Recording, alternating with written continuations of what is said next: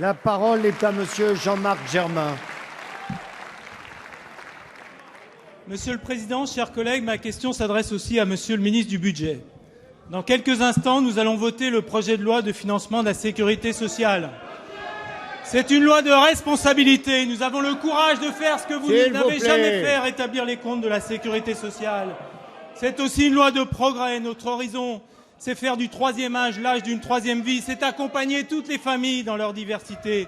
C'est permettre à chacun de bénéficier des avancées de la médecine. C'est enfin une loi de justice. Justice pour les ouvriers avec la prise en compte de la pénibilité. Justice pour les femmes avec le développement des modes de garde.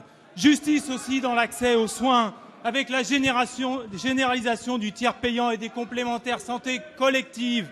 Quand à droite, on rêve de privatiser la santé. La justice, nous la voulons aussi dans les efforts demandés aux Français.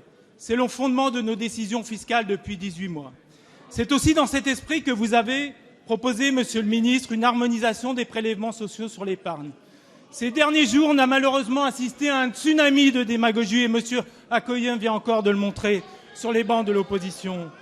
Faire honneur au débat démocratique, ça aurait été dire que les prélèvements sociaux sur les produits d'épargne ont été augmentés de 9,1 par la droite et 6,4 par la gauche, ni plus ni moins. Ça aurait été dire que nous ne proposons ni une nouvelle taxe, ni une augmentation des taxes, mais simplement une harmonisation. Ça aurait été de ne pas répéter en boucle que nous faisons la poche des Français avec 600 millions d'euros, alors que, comme vient de le rappeler le ministre, vous avez prélevé 6 milliards d'euros dans les années précédentes sur les mêmes produits.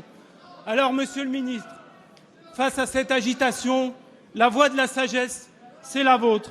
C'est celle qui écoute les Français, c'est celle qui ne passe pas en force. Alors, pouvez-vous nous dire, Monsieur le ministre, quels sont les aménagements que vous allez apporter dans la navette parlementaire aux produits de l'épargne?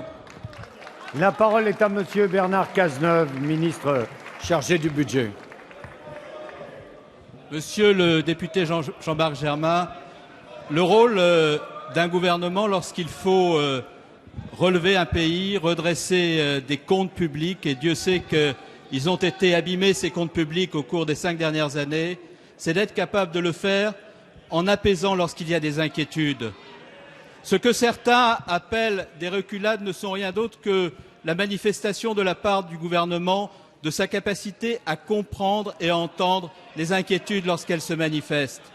Et dans la situation dans laquelle est notre pays, avec ses comptes dégradés, la nécessité de redresser son appareil productif et d'assurer le redressement de la situation de l'emploi, ce qui compte à chaque fois qu'une inquiétude s'exprime, c'est être capable de l'entendre et d'y apporter la juste réponse. Il y a ceux qui cherchent à apaiser et ceux qui cherchent à faire peur. Il y a ceux qui cherchent à rassembler et ceux qui cherchent à créer les conditions d'une tension qui peut, dans le contexte, représenter un danger. Et nous sommes dans une situation de responsabilité. Nous ne sommes pas dans l'outrance, nous ne sommes pas dans la démagogie. Nous sommes dans la volonté de trouver en toute chose un équilibre. Alors vous avez raison.